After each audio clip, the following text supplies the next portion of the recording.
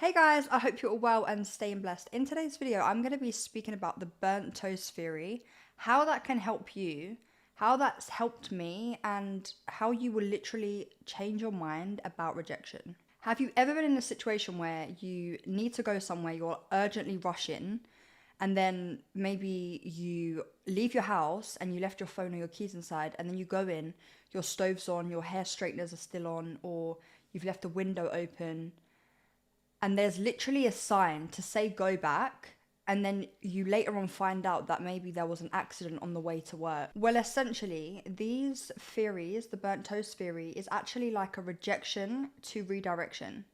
And we have to be just grateful that, we are in this situation where these things did happen. At the moment, they're not going to feel like the best things. They're going to feel like, oh my goodness, I'm in a rush. Why is this happening to me? And it happens to me a lot. It can happen in any aspect of your life. In terms of finances, your jobs, maybe you lose a job, but then you actually get a different job that is higher paying and you're more happier there. It can happen in your love life. Let me tell you about one of my experiences that I've recently experienced. It's that I was supposed to go on a date with someone, and we literally had a date 3 hours before this situation happened. Never in conversation, we were speaking for a week, never in conversation did it come up that I had a child. I have a 7-year-old daughter, and he must have came across mine and her TikTok. So he said, quick question, and I was like, go on.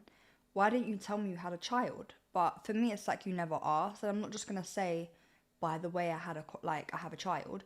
Obviously, I've learned something from that, and what I've learned from that is I'm gonna be the person to ask, do you have children? Because I have children, so I should maybe expect them to, or at least put the conversation out there. Anywho, he come back to me and said, I'm really sorry, but he didn't even apologize. In fact, he just said, sorry, that's not for me, and basically cancelled the date. I'm like, cool, it is what it is. Anyway, that was like a couple of months ago now.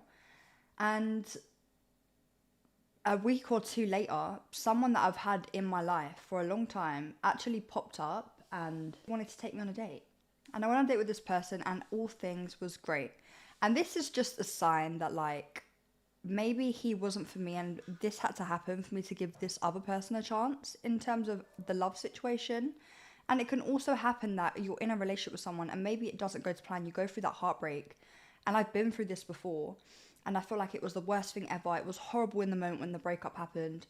But then I'm a better woman now. Like, I've started doing all the things I love. I've started to be a better entrepreneur. I've started to create content. I've started to be a better mother.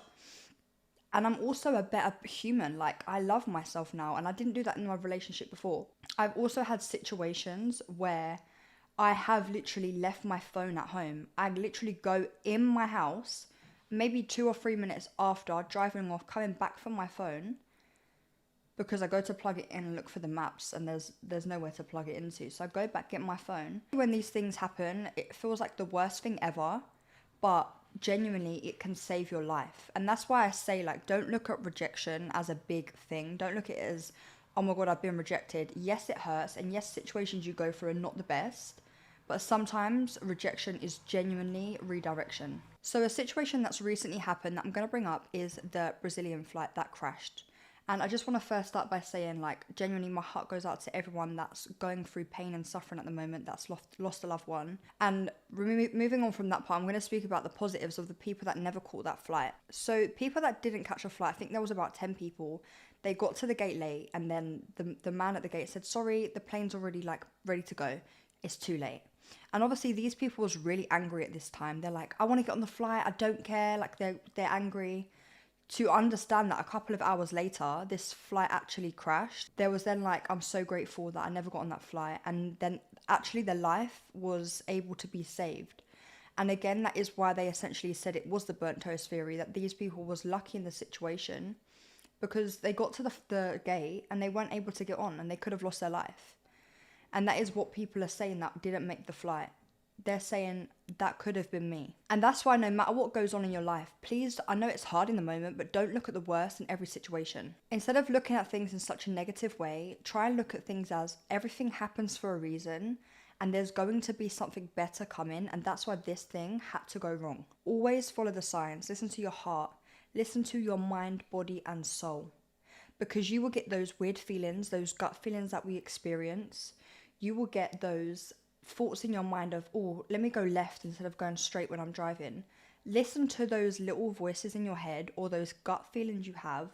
Or if you leave something at home, don't be so mad about it, because genuinely this could save your life. And I hope watching this video has gave you some type of understanding of what the burnt toast theory is, and to actually use it in your life for the better. And it's so easy to get annoyed with little things like going through heartbreak, losing a phone, getting stopped at a red light, or leaving something in the house when you've got somewhere to be. These things can genuinely save your life if you just don't get too mad about it. And there's another thing you can also do, which Janae Aiko does, and I've watched her podcast with Jay Shetty where she actually speaks about this, and it's called the red light meditation method. And what she does is she gets to the red light when she's driving, and instead of being annoyed and being like, oh, I've got somewhere to be, like getting rowdy, like I've got somewhere to be, I don't want to get stopped at the red light, you're trying to rush through, you're trying to literally go through a red light. Literally sit back, breathe, and just look around your car and give thanks. I'm grateful for my car. I'm grateful that time is not running too fast.